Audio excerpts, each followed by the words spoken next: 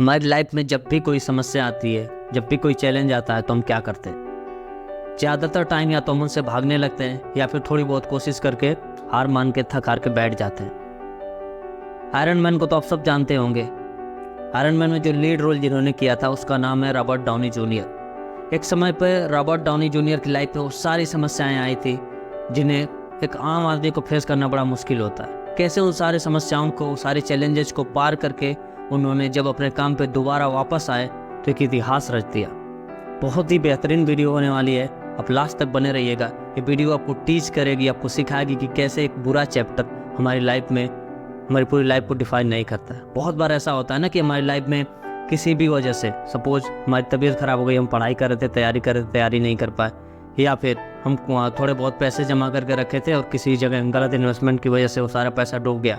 फिर उस टाइम पे हमें लगता है कि एक बुरा चैप्टर जो हमारी लाइफ में आया था पूरी लाइफ ख़राब करके चला गया। ऐसा लगता है कि एवरीथिंग हैज़ बीन फिनिश्ड, सब कुछ ख़त्म हो गया। बट ऐसा नहीं है। ये तब तक लगता है जब तक ये सिर्फ हमारे साथ होता है। जब हम दूसरों को देखते हैं कि जहाँ पे सारी चीज़ें फिनिश हो गई थी, कोई उम्मीद नहीं बच रही थी, वो कोई वहाँ से जब कम बैक करके एक इतिहास रचता है तो एक वो कहानी, वो उसकी जीवनी, वो उसकी बायोग्राफी कितनी इंस्पिरेशनल हो सकती है। आप हमारे साथ लास्ट तक बने रहिएगा और देखिएगा। उससे पहले अगर चैनल पे नए हैं तो प्लीज़ सब्सक्राइब करिएगा। शुरू करते हैं रॉबर्ट डाउनी जूनियर के जन्म की कथा। सबसे पहले बात करते हैं कि रॉबर्ट डाउनी जूनियर का जो जन्म हुआ था 1965 में हुआ था न्यूयॉर्क के मैनहट्टन शहर में।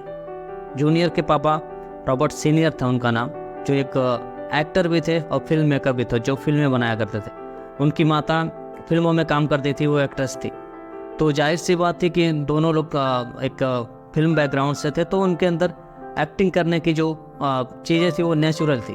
5 साल की उम्र में उन्होंने पहला एक्टिंग किया था एक मूवी में जो उनके फादर ने बनाई थी। बट उनके फादर के साथ एक प्रॉब्लम थी कि वो ड्रग्स के बहुत एडिक्ट थे। ड्रग्स को लेकर वो बहुत ज़्यादा एडिक्टेड थे। बिना ड्रग्स के उनको एक तरह से नींद नहीं आती थी। तो कहीं ना कहीं इन चीज़ों के चलते रॉबर्ट के माता पिता का तलाक हो गया था और 11 साल की उम्र में रॉबर्ट अपने पिता के साथ रहने लगे थे। इस बीच उन्होंने कुछ फिल्मों में काम भी किया था और काफ़ी सराहना हुई उनकी एक्टिंग की, जिस तरह से उन्होंने फिल्मों में काम किया था। बट अपने पापा के साथ रहते टाइम उनको अपने पिता की जो कुछ बुरी आदतें थी ड्रग्स वाली, वो उनके अंदर भी आ गई थी।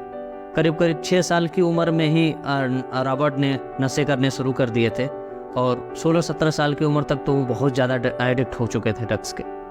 चीज़ें चलती गई, थोड़ी बहुत उन्होंने फिल्मों में काम भी किया।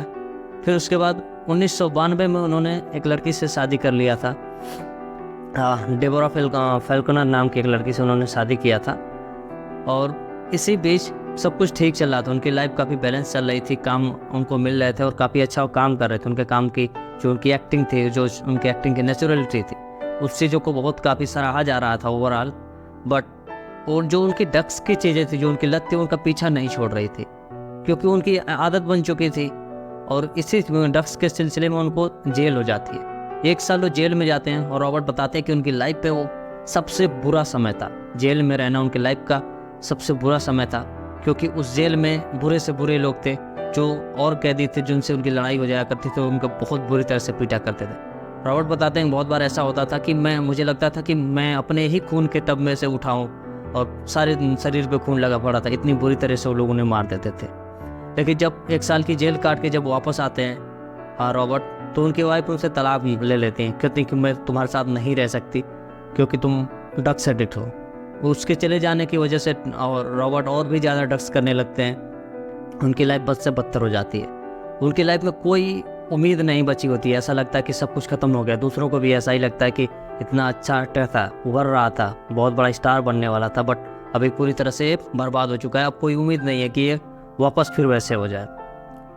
चीज़ें ऐसे ही चल रही होती हैं। फिर 2005 में उनकी एक दूसरी लड़की से मुलाकात होती है जिससे वो शादी का प्रस्ताव रखते हैं। वो लड़की शादी के लिए रेडी होती है लेकिन अपनी एक कंडीशन रखती है। वो बोलती है कि मैं आपसे एक शर्त पे ही शादी कर सकती हूँ कि आप जो ड्रग्स कर रहे हैं, जो ये आपकी ड्रग्स की लत है, उसको आप छोड़ दीजिए। रॉबर्ट उससे प्रॉमिस करते हैं कि मैं छोड़ दूंगा, ड्रग्स धीरे धीरे छूट जाएगा। कोशिश करते हैं धीरे धीरे छोड़ने की, चीज़ें चल रही होती हैं, बट कहीं ना कहीं अभी भी वो ड्रग्स ले रहे हो तो छुट्टी नहीं है उनसे। 2008 का टाइम आता है। उस समय पे आयरन मैन के लिए ऑडिशंस चल रहे होते हैं, बहुत सारे लोग आयरन मैन के लिए ऑडिशन देने जाते हैं, बट किसी की एक्टिंग उतना खास पसंद नहीं आती है उसके डायरेक्टर्स को।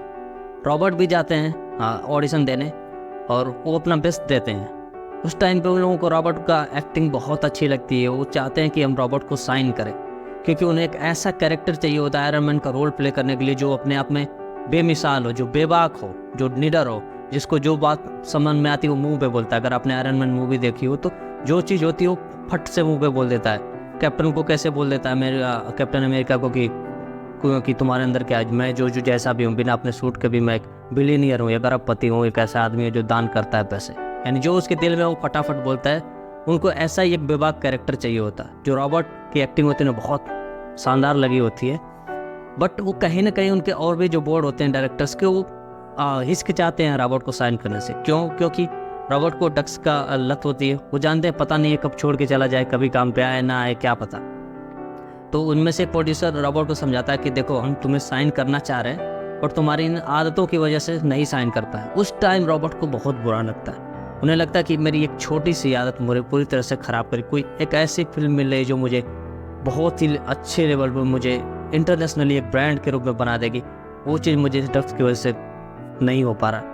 वो वापस जाते हैं और उसी रात डिसाइड करते हैं कि आज ये आखिरी दिन होगा, आज के बाद मैं कभी ड्रग्स को हाथ नहीं लगाऊंगा। वो अपने सारे जितने उनके ड्रग्स होते हैं और जितने भी दारू वारू होते हैं सब उठा के वो समंदर में फेंक देते हैं और डिसाइड करते हैं ये और आखिरी दिन था जब रॉबर्ट ड्रग्स का एडिक्ट हुआ करता था। वो उस प्रोड्यूसर से दोबारा मिलते हैं और बोलते हैं कि मुझे सिर्फ और सिर्फ एक मौका दे के देखो, अगर आपको लगे कि मैंने अपनी आदतें नहीं छोड़ी हैं तो आप मुझे छोड़ दें। उस प्रोड्यूसर को अच्छा लगता है कि रॉबर्ट इतना कॉन्फिडेंट है अपनी चीज़ों को लेकर कि उसने ड्रग्स की चीज़ें छोड़ दिया या छोड़ देगा। उन्हें उसके ऊपर भरोसा लगता है, वो रॉबर्ट को साइन कर लेते हैं और रॉबर्ट अपना 100% देते हैं उस मूवी में, आयरन मैन में। और आयरन मैन ब्लॉकबस्टर मूवी बनती है मार्वल यूनिवर्स की। उस टाइम मार्वल यूनिवर्स का ये हाल चल रहा होता है कि उनको पैसे नहीं होते हैं पे करने को, वो अपने कैरेक्टर्स को गिरवी रख के पैसे लेते हैं ताकि एक फिल्म बना सके। और वो उनकी होप थी, वो एक उम्मीद थी जो उनकी पूरी कंपनी को बचा सकती थी, वो आयरन मैन थे। और आयरन मैन इतनी ब्लॉकबस्टर, इंटरनेशनली ब्लॉकबस्टर साबित हुई जो सारी दुनिया को झकझोर को रख दिया। और वो रॉबर्ट की लाइफ का वो दिन था कि जहाँ से वो ड्रग्स एडिक्ट से उठ के एक ऐसे लेवल पे गए जहाँ पे लोग उन्हें इतना सारा प्यार करे। तो ये कहानी आपको सिखाती है कि कैसे एक बुरा चैप्टर आपकी लाइफ को पूरी तरह से ख़त्म नहीं कर देता। लाइफ है, कुछ बुरे चैप्टर होते हैं, जैसे आपके सब्जेक्ट्स में कुछ ऐसे चैप्टर होते हैं जिनमें आपका मन नहीं लगता है या जिनसे आपको डर लगता है। लाइफ में भी कुछ ऐसे चैप्टर्स आते हैं, हमें या तो कोशिश ये करनी चाहिए कि वो चैप्टर्स हमारी लाइफ में ना आए, अगर आते हैं तो हमें कोशिश करनी चाहिए कि उन चैप्टर्स से हम कुछ सीख लेके उन चैप्टर को पीछे छोड़ के आगे बढ़ें। कैसे आप देख सकते हैं कि इतना बुरे सिचुएशन में होकर, इतनी बुरी चीज़ों को फेस करके एक आदमी इंटरनेशनली ब्रांड बन सकता है। उसके बाद उन्होंने एक से ब्लॉकबस्टर मूवीज़ दी है जिनमें आप देख सकते हैं कि आयरन मैन की सीरीज़ थी, उसके बाद अब अवेंजर्स आई, सिविल वॉर आई, एंड गेम आई, इन्फिनिटी वॉर आई, बहुत सारी। उसके बाद शर्लॉक होम्स भी उनकी बहुत फेमस है। आप अगर नहीं देखें तो ज़रूर देखिएगा, बहुत अच्छी बेहतरीन मूवीज़ हैं जो आपको सिखाने को मिलेंगी, कुछ ना कुछ आपको लाइफ में सिखाएंगे। वीडियो आपको अच्छी लगी हो तो लाइक शेयर करिएगा, चैनल पर नया तो सब्सक्राइब जरूर करिएगा। Thank you.